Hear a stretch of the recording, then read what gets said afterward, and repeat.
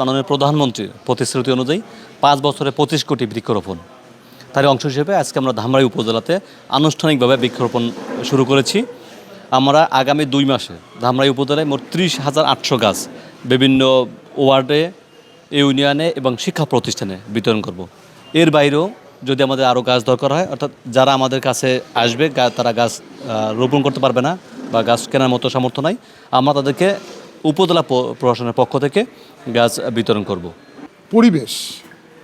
পরিবেশের যে বিপর্যয় সমগ্র দেশে, ধামরাইতে তার বেশি। এটার জন্য জানেন, এই পরিবেশকে রক্ষা করার জন্য একটা বড় হাতিয়ার হলো বৃক্ষ।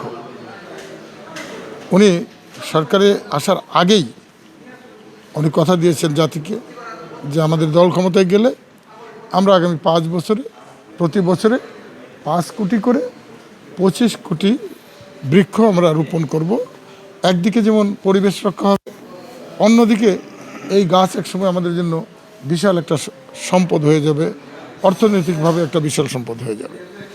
তারই প্রেক্ষিতে আজকে আমাদের মাননীয় প্রধানমন্ত্রী কক্সবাজারের একটি উপজেলাতে একটু আগে উনি বৃক্ষরোপণ করেছেন এবং তারই নির্দেশনায় আমরা আমাদের শস্য নির্বাচনী এলাকায়, অর্থাৎ আমি আমার ঢাকা 20 নির্বাচনী এলাকায় আপনারা দেখলেন ইতিমধ্যেই আমরা এই বৃক্ষরোপণটা উদ্বোধন করেছি এবং বিতরণও শুরু হবে।